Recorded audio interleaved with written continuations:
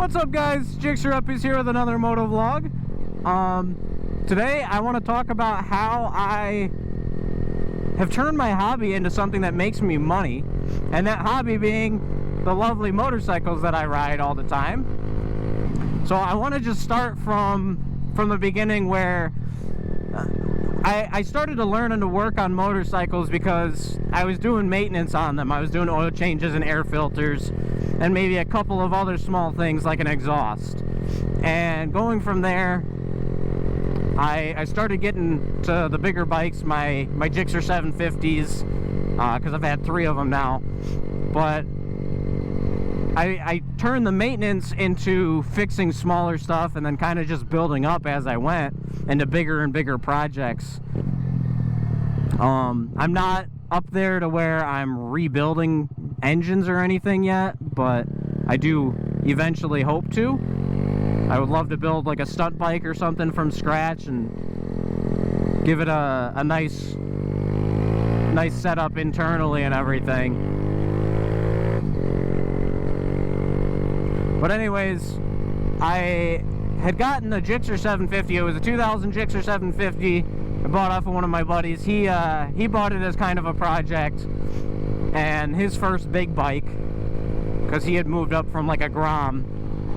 And I spent $1,300 on that, because it was, at that time, it was non-running. He changed the clutch and never even put oil in it, because he just never had the time to. So it was sitting, and I went ahead and bought it off of him to try and bring it back to life. And it worked out great because I learned a shit ton. I was trying to adjust the clutch. I had to change clip-ons, changing the tires out. I didn't change them myself, but like just taking the wheels off to go and take them to the shop and stuff. More than just normal maintenance. Aside from tires, I guess that's kind of normal maintenance, but like clip-ons, usually you don't have to replace unless you're doing like a stunt build and bringing them higher or wider or whatever, putting dirt bars on it. Or otherwise, it's because usually people wreck. Even just dropping it in your driveway, you can bend the clip-on back, and then, you know, you're going to want a new one. So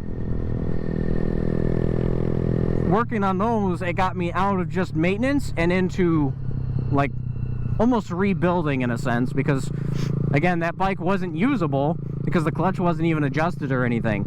So I had to learn all of that, and I learned strictly from YouTube. If I don't know how to figure something out just on its own, just by looking at what bolts are holding what together or what wires go where, I just look it up on YouTube. I'm not gonna lie, I'm not gonna sugarcoat it. YouTube is like the best thing around these days, because you can find anything that you need on there and more.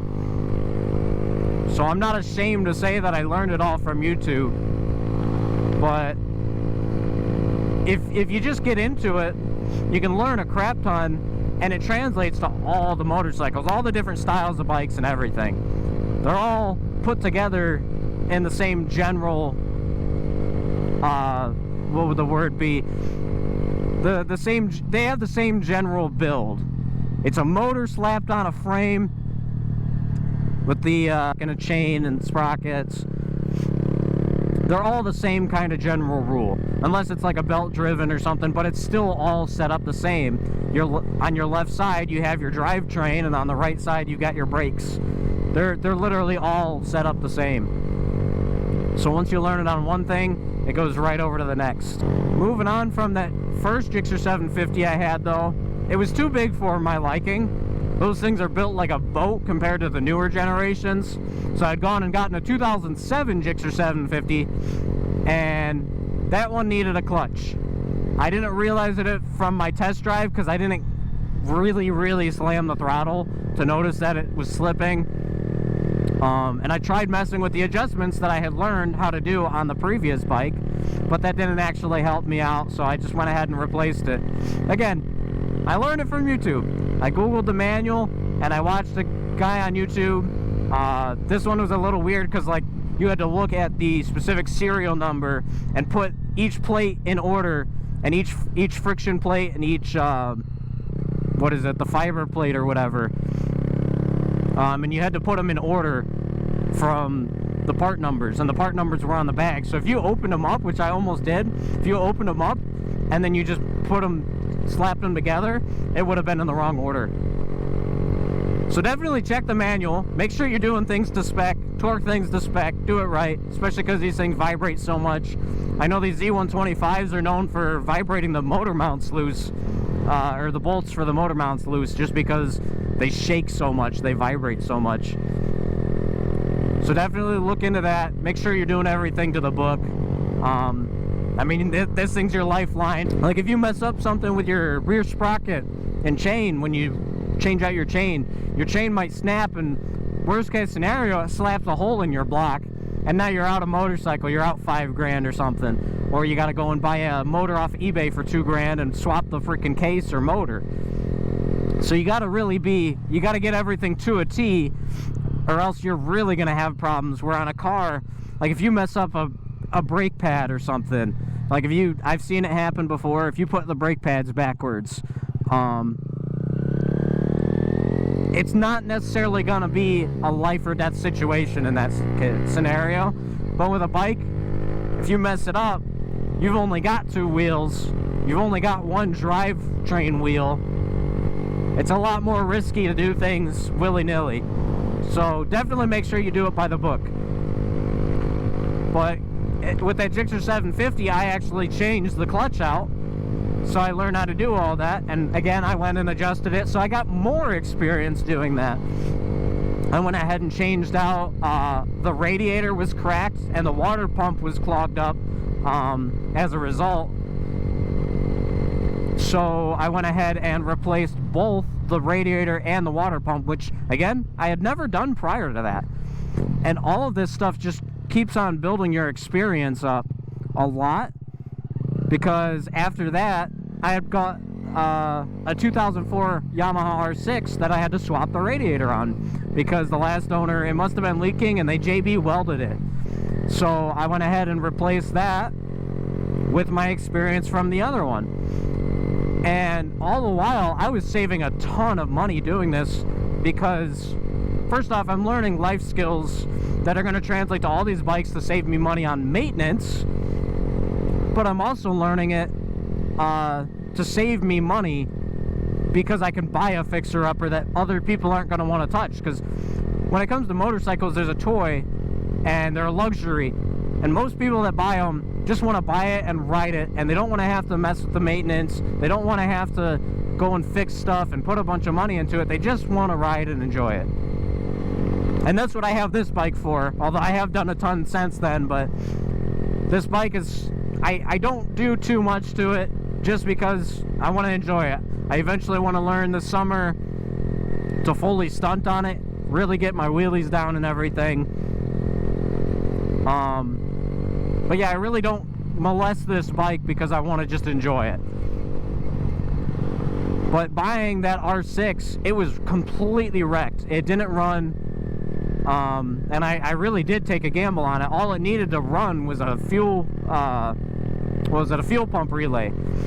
So it was like 30 bucks off eBay. But you're not always going to get that lucky. You do have to kind of have some know-how, know what you're looking at and everything. But I made over $2,500 profit on that bike, just replacing fairings, changing the radiator, changing a front rim, and changing the clip-ons. And I think that was all I did on that R6. But yeah, literally. Oh, and I had to buy the headlights too with the fairings, so I had to get headlights and do the I had to fix some of the wiring. But seriously, like, it really wasn't that hard. I literally did everything in the span of 2 days. I only owned the bike for 3 weeks before it sold for a $2,500 profit. That's what people make in like a month working a full-time job. And I did it in 2 days of work, and just for being on Marketplace and saying, hey, I got this much cash in hand, I'll come buy it from you right now. I've got a pickup truck and a ramp. And I went and picked it up the next morning. So, and you don't even need a pickup truck or anything. I just sold my pickup truck, and I still plan to do this stuff. If you want to rent a pickup truck from Menards, it's like 20 or 30 bucks. You get a U-Haul trailer, they have the motorcycle haulers, as long as you got a hitch on your car. It really doesn't take much to get into it. And bikes are so much simpler because everything's exposed for the most part. The sport bikes are a little bit different because they've got fairings on them, but even then, all you do is take off the fairings and bam, you're at the motor from both sides. And it's not anywhere near as complicated as a car. It's not nearly as expensive as a car. And it's so much more condensed to make it easier to work on. But yeah, my main statement of this video is, if you want to get into bikes and you don't have a whole lot of money, don't be afraid to go and watch a couple of YouTube videos, research the bike that you're wanting. Say, you know, you see a CBR 600RR that needs a clutch, so it's only $3,000 as opposed to like $4,500, and that you can afford. Go and look up how to change clutch on CBR 600RR and whatever year it is, and you're gonna find a video, and you're gonna learn how to do it. You're gonna know what tools you need to do it, and as long as you're just a little bit confident, go and do it. You're gonna save a lot of money. You can make a ton of money if you start flipping bikes like I did. And it translates to all of them. If you want to start wheeling, like, if you know what the tools are and you're not afraid to touch the bike, you can put a cage on it, you can put dirt bars on it, you can put a heavy duty clutch in it, you can put a quick throttle on it. There's all sorts of mods that you can do.